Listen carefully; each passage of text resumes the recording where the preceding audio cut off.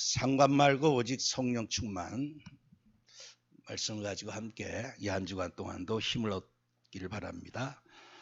지난주 강단 말씀이 순례자의 여정 또 정복자의 여정 이런 말씀이었는데 저도 이 말씀 붙잡고 한 주간 또 이렇게 여정을 지내오면서 제가 깨달은 것은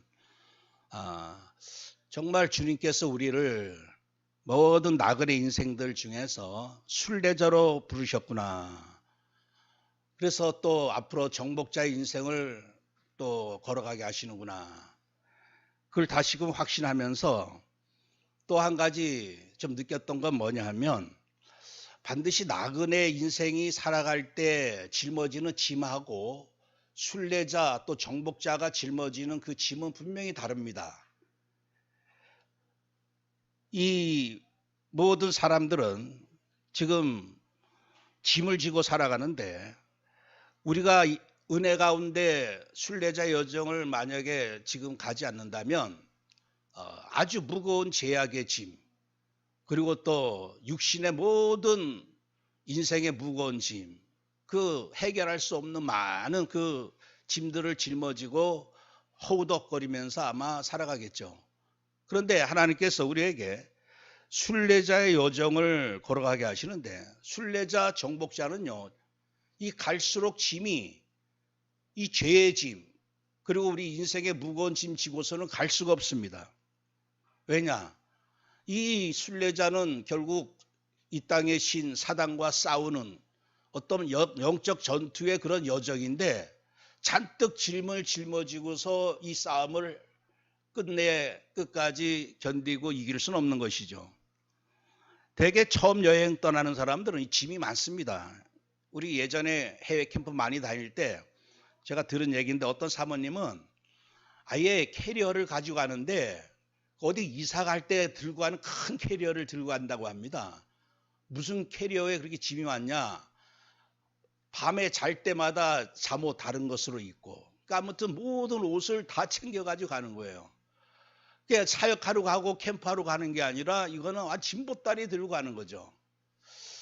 누구든지 우리가 해외여행하고 할 때 또 자주 외출을 하고 또 타지에서 잠을 자는 사람들이 처음에는 이래저래 짐이 많죠. 그러다가 가면 갈수록 짐이 간단해집니다. 나중에는 커다란 캐리어에서 작은 백 하나만 들고도 갈 수가 있다고 하는 사실이죠. 우리 인생 여정이 만약에 정말 내가 감당할 수 없는 많은 이 짐들을 짊어지고 간다고 할 것 같으면요. 겨우 나 혼자 겨우 허덕이다가 인생 마치게 됩니다. 어떻게 우리가 다른 사람을 살릴 것이며 더 나아가 2, 3치를 살릴 것이며 그 복장이 다르거든요. 그래서 하나님께서 우리의 어떤 이 순례자 여정을 제대로 가도록 하기 위해서 하나님이 하시는 일이 뭐냐? 하나님이 뭔가 정리하신다고 하는 것을 좀 느꼈습니다. 이 것가지들, 불필요한 것들을 하나하나 제거한다고 하는 사실이죠. 근데 오늘 우리는 이러한 그 하나님이 하시는 일들을 때로는 어떻게 이해하느냐? 왜 하나님 나에게서 이런 문제를 주십니까? 왜 내게서 이런 것을 뺏어갑니까? 어떤 문제로 위기로 손해로 왜 은혜를 주시지 않습니까? 응답을 주시지 않습니까? 이런 식으로 해석한다는 얘기죠. 하나님 지금 우리가 순례자 여정을 아주 스마트하게 아주 날씬하게 날렵하게 달려갈 수 있도록 하나하나 격가지를 쳐주시는데 때로는 우리는 그거를 왜 내 것을 이렇게 저렇게 많이 뺏어갑니까? 라고 우리가 해석할 수가 있다고 하는 사실이죠. 우리가 진짜 순례자 여정 승리하려면요. 거추장스러운 것들을 어쩌면 다 하나씩 제거해 나가야 됩니다. 가장 짐 중에 짐이 뭡니까? 나라고 하는 이 정말 여기에 평생 얽매 살아가고 있어요. 내가 멋지게 하나님의 일을 하고 싶고 세계복음화도 하고 싶고 교회에 충성도 하고 싶은데 항상 나한테 걸려 넘어가요. 나. 그리고 육신이라고 하는 거에 항상 여기에 틀을 벗어날 수가 없습니다. 그러니까 세상이라고 하는 이 나 육신 세상이라고 하는 창세기 3장 16장 21장의 이 틀에서 벗어나지를 못한다는 얘기죠. 그래서 어쩌면 처음에 나그네 인생은 살아가는 게 짐이 항상 납니다. 그리고 육신의 짐을 짊어지고 세상 것 잔뜩 짊어지고 갑니다. 근데 이게 점점 바뀌어졌는데 내가 순례자가 되면 될수록 이게 사도행전 1장 바로 1절 그리스도, 3절 하나님의 나라, 또 8절 성령 충만함으로 이게 바뀌어진다는 얘기죠. 이 과정 속에 오늘 우리가 있습니다. 이 과정을 우리는 때로는 실패라고 하고 위기라고 하지만 하나님은 우리를 끝까지 완주하도록 하기 위한 하나님의 방법이고 은혜라고 하는 사실이죠. 여러분들 우리 주변에 이 언약의 여정 가다가 지금 중단하고서 주저앉아 있는 사람들이 얼마나 많습니까? 저희들 식구만 해도 그래요. 저희들 가족 중에서도 그렇습니다. 몇십 년째 주저앉아 있는 사람들이 많다는 얘기예요. 왜 그렇습니까? 가다가 이 세상 짐에 그냥 이래저래 여러 가지 이유가 많고 여러 가지 문제거리가 많았겠지만 결국은 뭐냐? 결국은 이 여정을 끝까지 달려가지 못하고 주저앉아 있다고 하는 사실이죠.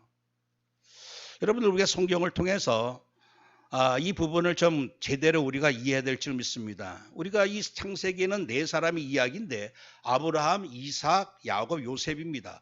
그런데 이 네 명이 다 똑같이 하나님이 다 뺏어갑니다. 고향도 뺏어가고 친척도 뺏어가고 나중에 조카로 또 뺏어가고 그나마 하나님께서 절대 능력으로 기적적으로 주셨던 아들마저도 뺏어갑니다. 다 뺏어가요. 과연 그게 다 빼앗긴 것이고 그게 다 실패한 것이고 그게 완전히 고통이고 위기였을까요? 근데 그렇지가 않고 오히려 아들 독자도 얻게 되고 수많은 믿음의 후사들의 믿음의 조상까지 되어지는 이 응답을 보게 되죠. 그리고 우리가 이삭은 어떻습니까?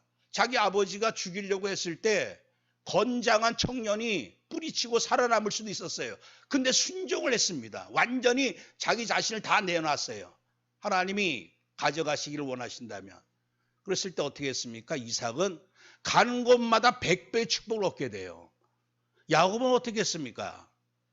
정말 어느 순간 야곱의 인생, 우리의 인생과 비슷한데 갈수록 다 잃어버리고 결국에는 인간적인 어떤 수단 방법 다 동원해가지고 많은 걸 얻었지만 마지막 약복강가에서 다 놓고 말았어요. 왜? 그동안 붙잡았던 거 다 놓고 말았습니다. 처자식이 다 떠나보내고 오직 하나님과 붙잡았을 때 그때부터 하나님은 이스라엘이라고 하는 나라 이름을 주신 것이죠. 그리고 요셉은 어떻습니까? 요셉의 인생 기구하고 정말 이런 인생이 없을 정도로 참으로 험난하고 안타깝고 불쌍한 인생이었는데 다 일찍 엄마를 여의고 아버지 품에서 떠나고 형들에게 미움을 받고 결국에는 노예로 끌려가고 결국에는 감옥으로 끌려가고 어떻게 하나님은 가면 갈수록 더 풍성하게 채워주시는 게 아니라 갈수록 또 뺏어가고 갈수록 더 없이 하시고 마지막에 하나밖에 안 남도록 만드십니다. 그러나 요셉이 과연 실패였을까요? 가장 그 시대 최고 강대국의 최고 서밋의 자리에 오른 것을 볼 수가 있습니다. 우리의 순례자의 여정을 인내하면서 승리하고 결국에 서밋으로 서려면요.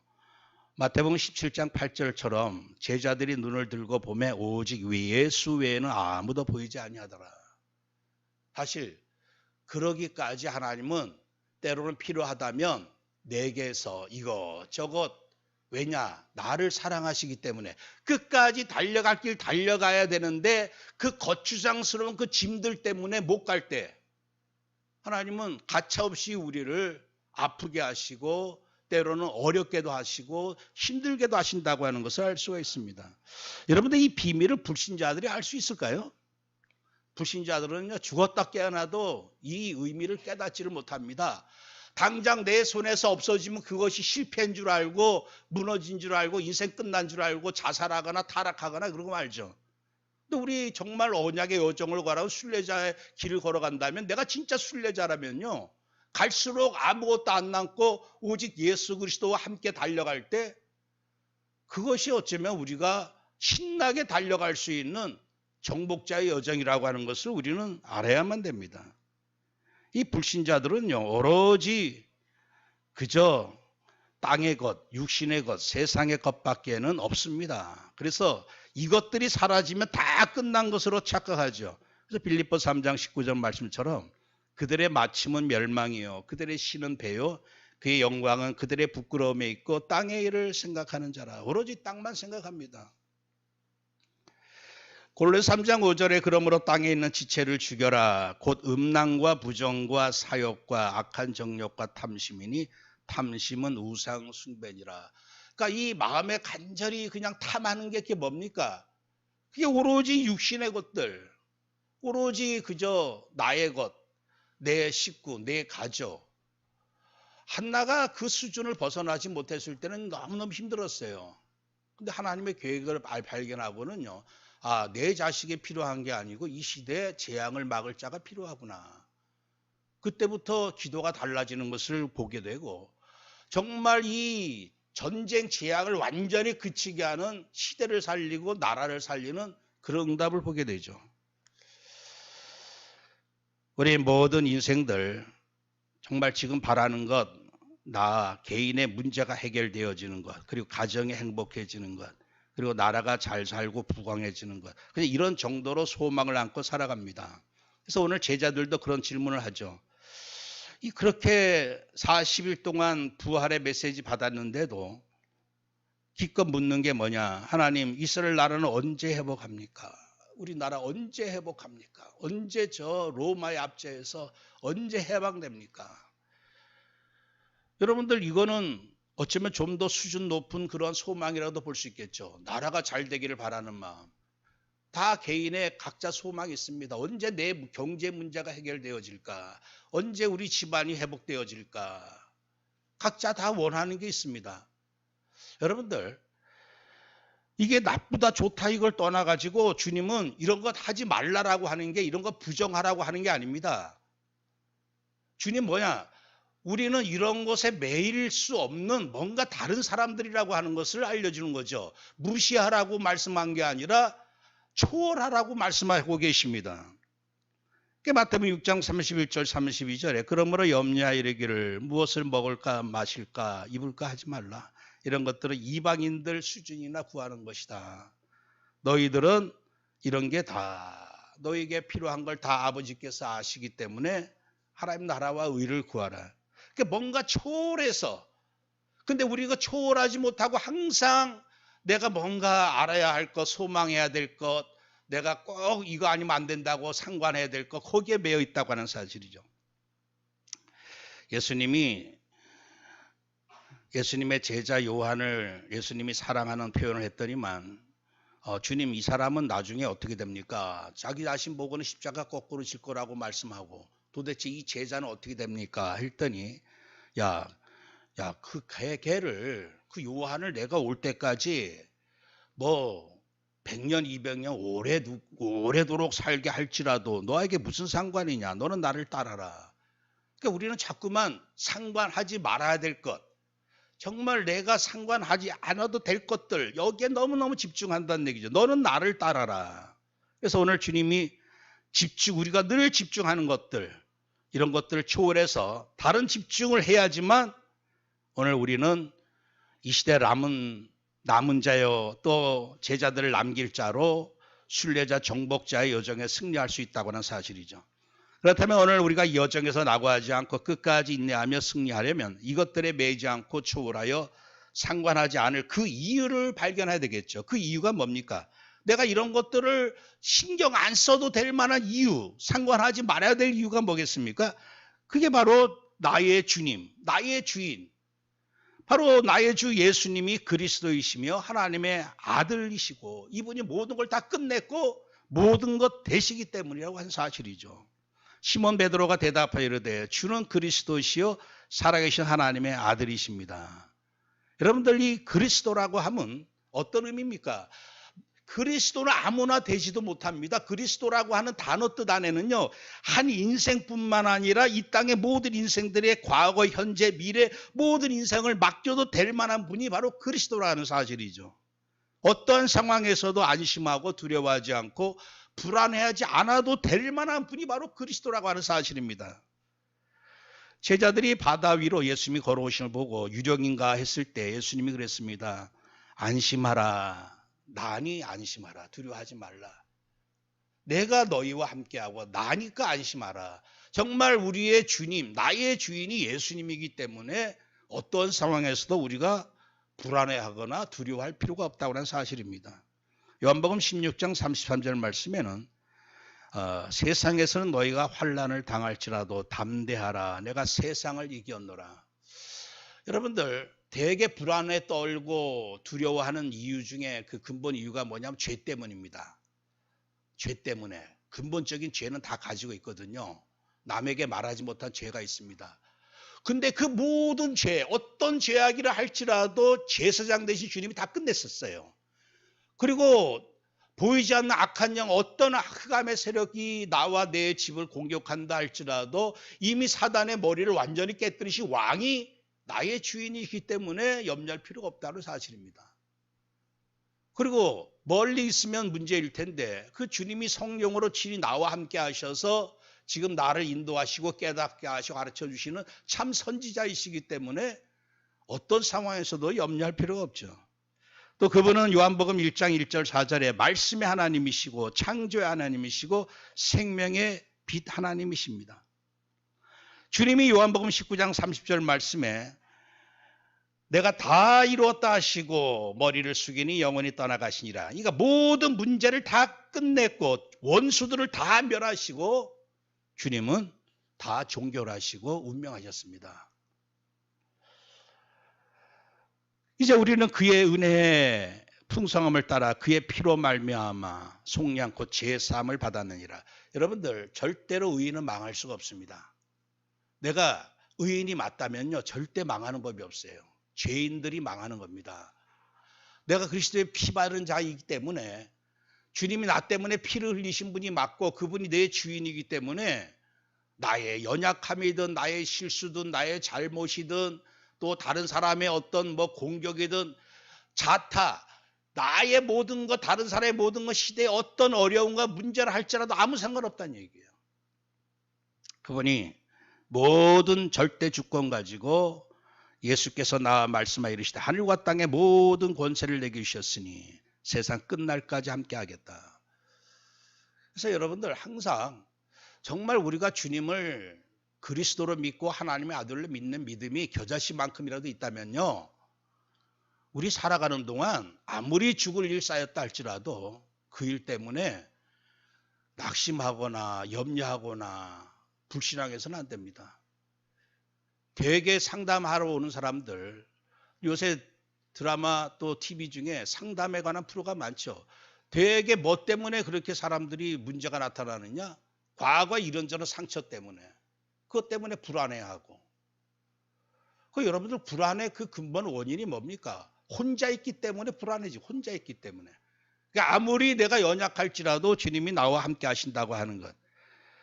이것 때문에 우리는 어떠한 상황에서도 상관하지 말라고 하는 것이고 또한 성령께서 인도하시고 역사하셔서 모든 걸 합력하여 선을 이루시기 때문에 또 그런 일 저런 일에 매이지 말라고 말씀하십니다. 요한복음 16장 13절 14절에 진리의 성령이 오시면 진리 가운데로 반드시 인도할 것이다. 망하는 길로 인도하시지 않고 사는 길로 진리 가운데로 인도하실 것이다. 우리가 잘 아는 로마서 8장 28절 말씀에 그분이 성령으로 함께 하시며 인도하시는 가운데 모든 것을 합력하여 선을 이루기 때문에 굳이 이런저런 일을 매이거나 그 일 때문에 우리가 주저앉아 있을 필요가 없다고 하는 사실이죠. 우리가 알거니와 하나님을 사랑하는 자, 곧 그의 뜻대로 부르심을 입은 자들에게는 모든 것이 합력하여 선을 이루느니라. 여러분들 이 감리교 그 창시자 웨슬레 목사님이 이렇게 보면요. 그 태어난 해가 1703년경이었거든요. 근데 어떻게 태어났느냐? 그 한 사람이 한 나라를 다 바꿔버렸어요. 우리는 지금 우리가 이 복음운동 해가지고 지금 말씀운동 이렇게 아주 자부심 가지고 있지만 그 1818세기에서는요. 웨슬레 목사를 하나님이 쓰셨는데 그냥 한 시대를 바꿔버렸어요. 근데 이분이 1703년에 태어났는데 어떻게 태어났느냐? 아주 우습게 태어납니다. 그 부모가 둘 다 아주 성경 또 이렇게 좀 학식이 또 깊고 아주 또 뭔가 이 인품도 있고 그런 분들이에요. 그런데 또 부부싸움을 그렇게 심하게 합니다.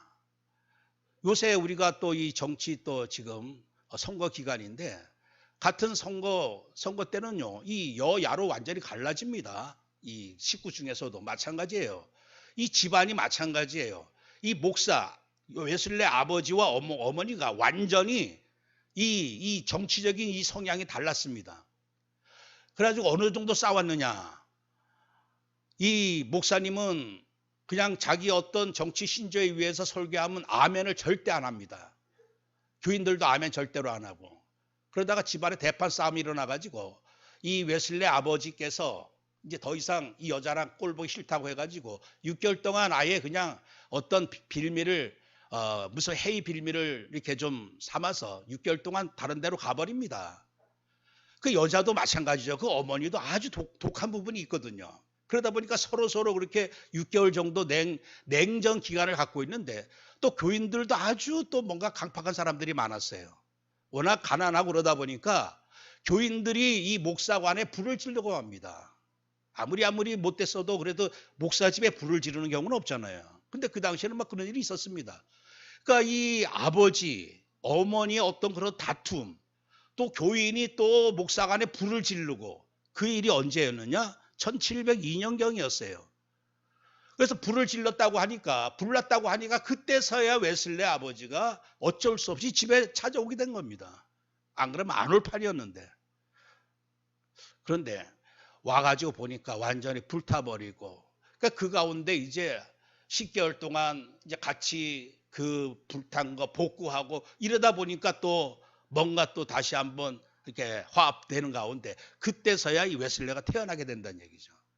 그래서 이 웨슬레 목사가 태어난 게 만약에 불을 지르는 일이 없었더라면 그 교인이 그 불 지르는 그런 어떤 악행이 그 시대에 일어나지 않았더라면 아마 1703년경에는 아마 그 냉랭한 그런 어떤 그 관계를 통해 가지고 근데 이러한 그 웨슬레라고 하는 사람이 기적적으로 이렇게 태어났습니다. 근데 나중에 이제 웨슬레가 또 자라면서 어떤 일이 생겼냐면 또 불을 지릅니다. 참 교인들이 이상하죠.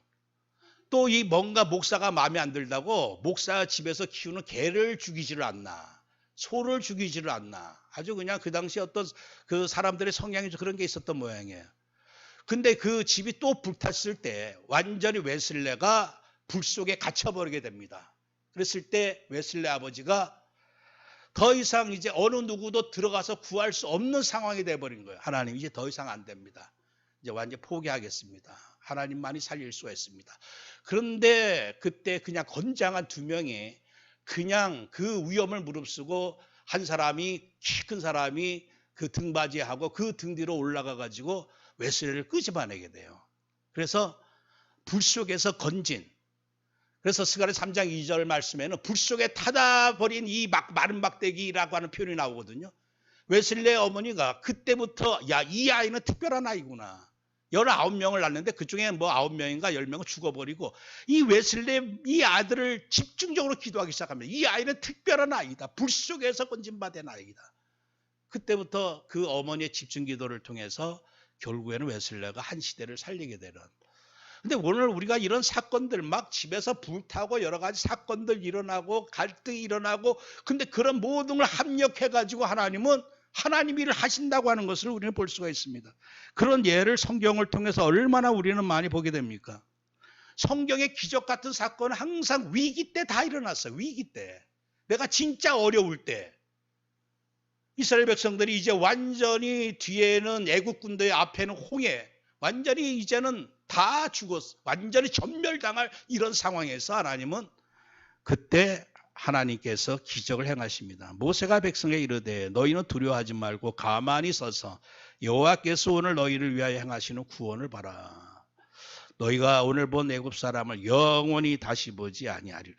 오히려 이 위기가 애굽 군대 가장 강력한 그 시대 최고 강한 군대를 홍해에서 완전히 몰살시키는 하나님의 모든 원수를 완전히 진멸하는. 여러분들 때로는 우리가 위기를 느낄 때 불안함을 느끼고 또 정말 왜 나에게 이런 문제를 주셨습니까? 이렇게 하소연하기도 하지만요. 오히려 그것이 나를 살리는 하나님의 방법이고 더 크게 순례자 여정, 정복자 여정을 걸어가기는 하나님의 방법이라고 하는 사실입니다. 요셉의 인생 보면 우리가 너무나 많이 들어서 알지 않습니까? 마지막에 요셉이 어떻게 고백합니까? 이제 형들이 이제 죽었구나 생각했을 때 자기네가 팔았던 자가 저 총리의 자리에 앉아가지고 최고 서밋의 자리에 앉은 것을 봤을 때 요셉이 그런 말을 합니다. 당신들이 나를 이곳에 팔았다고 해서 근심하지 마소서, 한탄하지 마소서. 하나님이 생명을 구원하시려고 나를 당신들보다 먼저 보내셨나이다. 그러니까 요셉은 하나님이 하실 일들 그 계획을 미리 알고 미리 보다 보니까 보통 사람 같으면요, 이런 사건 만나면요, 정말 형들이 죽이려고 하고 팔아버렸다고 하는 그 상처 때문에 평생을 거기에 그냥 사로잡혀가지고 인생 완전히 정말 허무하게 마치게 되겠죠. 근데 미리 알았다는 얘기예요. 그래서 오늘 사랑하는 성도 여러분들, 저나 우리 성도님들이 진짜 순례자 여정 걸어가기를 원한다면 내가 이 땅에 그저 나그네 인생 터벅터벅 살다가 마지막에 그냥 허무하게 인생 끝나지 않고 진짜 순례자고 정복자가 되기를 원한다면요, 때로 하나님께서 내게 이런저런 위기, 문제, 뭔가 빨리 응답 안 주시는 어떤 이런 답답함, 이런 것들을 통해서 우리가 제대로 해석하는 눈이 열려야 할 줄 믿습니다. 바울은 어떻게 했습니까? 정말로 고질병이 있었어요. 그런데 하나님께서 자고하지 않게 하시려고, 그래서 나중에 고백하기를 내가 그리스도를 위하여 약한 것들과 능력과 궁핍과 박해와 곤고를 기뻐하노니 이는 내가 약한 그때의 강함이라. 우리 인생은요, 어쩔 수가 없습니다. 좀 잘 되고 또 높은 자리에 오르게 되면요, 항상 뭔가 방향과 중심을 놓치는 게 대부분입니다. 그게 어쩔 수 없습니다. 저도 그렇고 우리 모든 사람들이 다 그래요. 그렇기 때문에 바울도 그 평생 그 능력 행했던 바울도 끝까지 고치지 못하고 끝까지 힘들게 살았던 그 질병을 안고 살았는데 왜 그렇습니까? 자고하지 않게 하시려고 모든 걸 하나님은 합력해서 선을 이루시는데, 우리가 분명히 알아야 될 것은 비록 우리의 상태와 나의 수준과 또 내 능력이 질그릇처럼 심히 부끄럽고 연약할지라도 우리가 이 보배를 질그릇에서 가졌으니 이는 심히 큰 능력은 하나님께 있고 우리에게 있지 아니함을 알게 하려 함이라. 우리가 사방으로 우겨쌈을 당하여도 쌓이지 아니하며 답답한 일을 당하여도 낙심하지 아니하며 박해를 받아도 버림받지 아니하며 거꾸러뜨림을 당하여도 망하지 아니하고 우리가 항상 예수의 죽음을 몸에 짊어지면 예수의 생명이 또한 우리 몸에 나타나게 하려 함이라. 항상 하나님께서는 우리를 통해서 예수 그리스도 이름이 나타나고 높아지기를 원하십니다. 그래서 때로 내가 지금 이 여정을 걸어가는 데 있어서 보다 더 좀 편하고 보다 더 순탄하고 수월하게 잘 달려갔으면 하는 그런 마음도 늘 우리에게는 있어요. 그런데 때로 이런 생각과 달리 뭔가 계속 어려움과 뭔가 곤란한 일이 생긴다 할지라도 거기에서 우리는 하나님의 계획을 뜻을 붙잡고 조금만 방향만 달리하고 갱신만 하면 될 줄 믿습니다. 그래서 아무것도 염려하지 말아라. 왜냐? 모든 것을 합력하여 선을 이루시기 때문에 그저 감사함으로 기도해라. 그러면 모든 지각에 뛰어난 하나님의 평강이 그리스도 예수 안에서 너의 마음과 생각을 지켜주실 것이다. 디모데전서 4장 4절 5절 말씀 보면요, 하나님께서 지으신 모든 것이 선함에 감사함으로 받으면 버릴 것이 없나니 하나님의 말씀과 기도로 거룩하여짐이라. 그래서 말씀과 기도가 왜 중요하냐면요, 여러분들 말씀 기도를 놓치면요, 아무리 좋게 해석을 하려고 해도 해석이 안 나옵니다. 지혜가 안 나와요. 근데 아무리 내가 꼭 망할 상태에 이제 다 끝났다라고 생각하는데도 자꾸 말씀 듣고 기도 속으로 들어가면요, 이상하게 뭔가 거기에서 하나님이 그것을 뛰어넘을 수 있는 생각과 마음을 주십니다. 그게 말씀과 기도 외에는 달리 우리가 이런 세상 살아가는 데 있어서 해석할 지혜가 떠오르지가 않는다고 하는 사실이죠. 사랑하는 성도 여러분들, 이제 우리는 주님의 그 그리스도이심을 믿고 주님의 모든 걸 합력해서 선을 내게 좋게 하실 줄 믿고 이제 우리가 오직 해야 될 게 있습니다. 그게 뭡니까? 매일 내게 주신 것, 이것을 편집하며 확인하라. 그래 감사해라.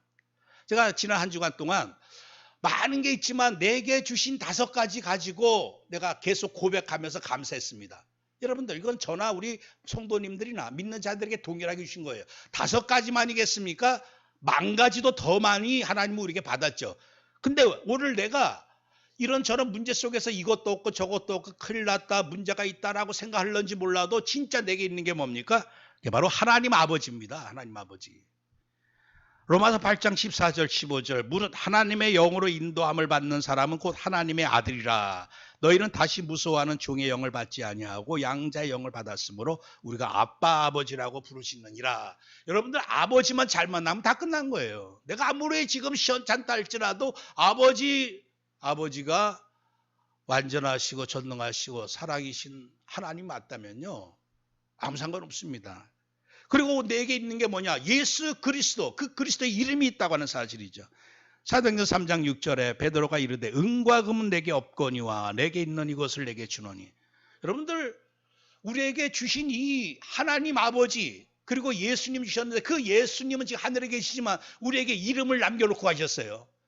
그 이름 가지고 내 이름으로 무엇이든지 내게 구하면 내가 행할 것이다. 근데 우리는 이 어마어마한 아버지를 모시고 살고 내게 어마어마한 그리스도 이름이 있는데도 불구하고 때로 작고 크고 뭐 이런저런 육신의 문제들 때문에 얼마나 우리가 영향을 받고 때로 위협을 당하고 불안하기도 합니까? 보혜사 성령님이 계십니다. 고린도전서 3장 16절 너희는 너희가 하나님의 성전인 것과 하나님의 성령이 너희 안에 계시는 것을 알지 못하느냐.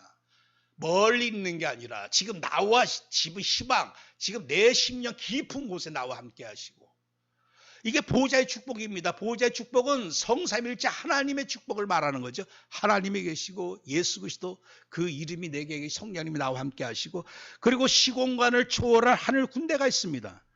히브리서 1장 14절에 모든 천사들은 섬기는 영으로서 구원받을 상속자들을 위하여 섬기라고 보내심이 아니냐. 천사의 그 역사, 우리가 잘 아는 왕하 19장 35절 말씀에 여호와의 사자가 나와서 아수르 진영에서 군사 18만 5천 명을 친지라. 아침에 일찍 일어나 보니 다 송장이 되었더라. 사내리 군대를 그냥 일시에 완전히 쳐서 멸해버리는, 지금도 일하고 있는 하늘 군대, 시공간을 초월해서 일하는 군대가 있다는 얘기죠. 그럼 오늘 우리에게 또 무엇이 있습니까? 미션이 있습니다. 237 미션. 모든 민족을 제자로 삼아라. 여러분들 제가 한 주간 동안 4개 있는 미션이 뭐냐? 237 미션이면서도 북한이라고 하는 미션. 이게 20년 동안 언약으로 붙잡고 달려온 북한이라고 하는 현장. 망할래야 망할 수가 없습니다. 사도행전 27장 24절에 바울아 두려워하지 말라. 내가 가이사 앞에 서야겠고. 여러분들 가이사 앞에 당당하게 서는 것은 물론 죄수로서 법정에 서는 것, 황제 앞에 서는 것을 의미하지만 반드시 가이사 앞에 서서 그리스도를 증거해야 될 그 미션이 있으면요, 유라굴로 강풍도 어떻게 해할 수가 없다고 하는 사실이죠. 그래서 내게 있는 5가지, 하나님 아버지, 그리스도의 이름이 있고 성령님이 함께 하시고 시공간을 초월할 천사가 하늘 군대가 있고 내게 미션이 있다. 근데 우리가 이런저런 사소한 것 때문에 우리가 안 되고 무너지고 실패하고 그럴 인생들이겠습니까? 그래서 문제 해결하려고 할 게 아니라 그저 문제 속에서도 위기 속에서도 내게 주신 것, 내가 가지고 있는 것을 24시 확인하고 고백하면 되겠구나. 그래서 위기 앞에서 우리는 때로는 망할 때 망하더라도 무너질 때 무너지더라도 이 5가지 응답 붙잡고 날마다 확인해야 됩니다. 성도들의 연약함이 뭐냐? 이 주신 응답을 놓치고 있다고 하는 사실이죠. 마지막으로 성령 권능으로 이 하나님의 나라, 정말 주님께서 모든 십자가 지시고 부활하시고 성령님 보내주시고 우리를 자녀 삼아주신 최종 목적이 뭐냐? 우리를 통해서 하나님 나라를 이루려고 하는 것이거든요. 그래서 내가 해결할 것, 정리할 것들, 이런 것들 성령님의 역사와 시공간을 초월할 천사들께 다 맡기고 이제 이것들 내 알 바 아니다. 내 상관할 바 아니다. 나는 오직 성령의 능력만 믿겠다. 여러분들 성령의 능력만 임하시면요, 연약했던 초대교회 성도들이 다 뒤집어 버렸습니다. 우리같이 연약한 자라 할지라도 성령의 권능 속으로만 들어가면 누가 그걸 막을 수가 있겠습니까? 이 네피림 시대 진짜 문제는 뭐냐? 성령 충만치 못한 거라고 하는 사실이죠. 지금 당면한 문제 해결에 집중할 게 아니라 우리는 오직 오직 속으로 성령 충만함 속으로 들어가야 될 줄 믿습니다. 지금 나의 문제, 지금 내가 문제거리라고 하는 것, 과거의 문제, 지금의 문제, 앞으로 미래도 이미 그리스도께서 십자가에 다 끝내신 줄 믿습니다. 이미 다 끝냈다는 얘기예요. 문제 중에 진짜 문제가 죄 문제입니다. 근데 죄 문제는 해결했다고 믿으면서 우리 살아가면서 내게 주신 작은 문제들은 왜 이렇게 해결이 안 될까 하는 그런 불신앙이 있습니다. 여러분들 지금 내가 다 부딪히고 있는 육신의 문제하고요, 죄 문제하고 마귀 문제, 지옥 문제하고 비교하면요, 완전히 하늘과 땅 차이입니다, 이거는. 근데 죄 문제 다 끝났다라고는 믿으면서도 지금 내 문제는 끝나지 않았다라고 생각하고 있거든요. 항상 고백해야 될 줄 믿습니다. 이미 다 끝났구나. 나의 모든 문제는 지금 문제도 그렇고 지금 문제라고 생각하는 거 앞으로 올 미래 문제까지 다 이미 끝났구나. 그런 건 내 알 바 아니다. 나는 오직 이제 성령 충만함 속으로 들어가라고 하는 하나님의 사인이구나 생각하시고, 문제 당할 때 문제 해결하려고 우리가 애쓰고 그 문제 해결하기 위해서 가진 방법을 다 쓰는 게 아니라 그 주님께 맡겨버리고 우리가 할 일은 뭐냐? 나는 오직 성령 충만함 속으로 들어가야 되겠구나. 그게 초대교회 사람들의 그 심정이었거든요. 진짜 우리 전도자들, 진짜 성도들의 참 회개는요, 나 뭘 잘못했습니다, 이런 게 참 회개가 아니라 성령 충만해야 될 그러한 순례자, 청복자가 성령 충만치 못한 게 어쩌면 가장 큰, 그게 허물이고 부족함이라고 하는 사실이죠. 그래서 오직 이제 너희들 오직 해라. 그런 거 너희 알 바 아니고 오직 성령이 너에게 임하시면 권능 받아라. 왜냐? 하나님 나라 이루려면요, 오직 하나님의 능력 아니면요 될 수가 없습니다. 그래서 성령을 힘입어 귀신을 쫓아내야지만 하나님의 나라가 임하기 때문에 그렇습니다. 여러분들, 왜 우리 집은 에덴이 안 이루어질까? 왜 나에게는 천국, 왜 아직 하나님 나라가 임하지 않을까? 그거는요, 악한 세력들, 귀신들이 쫓아나가지 않아서 그래요. 약한 자들은요, 절대로 다른 방법 가지고는 나갈 수가 없습니다.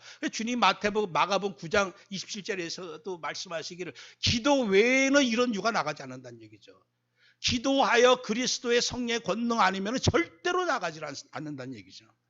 그래서 다시 한번, 정말 내가 지금 시급히 지금 해결이 될 게 뭐냐? 성령 충만 받고 정말 내 심령 속에, 내 가정 속에 하나님 나라 이루는 거구나. 근데 우리는 자꾸만 사단에게 속아가지고 늘 그냥 사단은 늘 문제거리를 계속 징검다리식으로 갖다 줍니다. 이거 하나 해결하면 또 저거 붙잡게 하고 저거 하나 해결하면 평생을 그렇게 사단에게 속아 살거든요. 다 내버려 두고 내 알 바 아니고. 왜 알 바 아니라고 하는 거는요, 해결해 줄 사람이 없을 때 알 바 아니다 이렇게 하면 이상해집니다.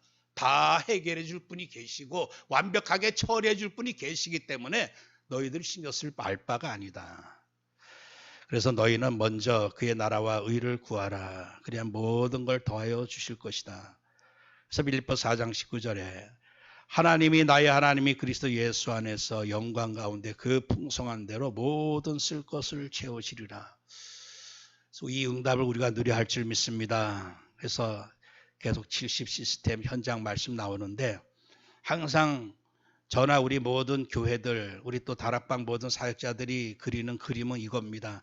사도행전 5장 42절, 그들이 날마다 성전에 있든지 집에 있든지 예수는 그리스도라고 가르치기와 전도하기를 그치지 아니하니라. 이 전도운동.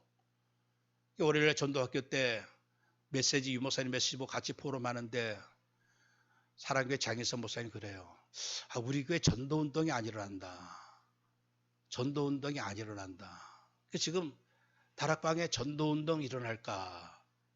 이게 사실 교회 유진을 하고 하지만 진짜 성경에서 말하는 전도운동이 왜 안 일어날까?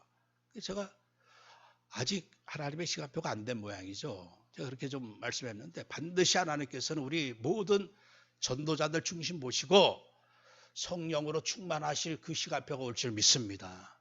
그때 하나님께서는 그저 내 문제 해결에 급급했던 내 인생이 날마다 집에서든지 어디서든지 그냥 예수는 그리스도라고 증거하는, 우리 초창기에 일어났던 그 다락방 운동, 그 이상의 운동이 우리에게 일어날 줄 믿습니다. 그래서 결론적으로 말씀드려서 이제는 우리 순례자 여정을 또 한 주간 다시 이어져 살아가야 할 텐데, 내가 알지 않아도 될 것들, 상관하지 않아도 될 것들, 주님께서 다 이미 해결해 놓으셨고 해결해 주실 것들을 이제 주님의 절대 주권으로 믿고, 이제 오직 내게 주신 것, 성삼위 하나님, 그리고 천군 천사, 그리고 나의 현장, 내게 주신 미션, 이거 날마다 확인하면서 성령의 신, 여호와의 신만 내게 충만히 임하시면 위기가 오히려 서밋의 응답이고, 오히려 지금은 순례자지만 나중에 정복자로 세워질 그 확신을 가지고 이 한 주간 동안도 나의 말씀, 나의 기도 서밋 타임을 통해 날마다 확인하고 감사함으로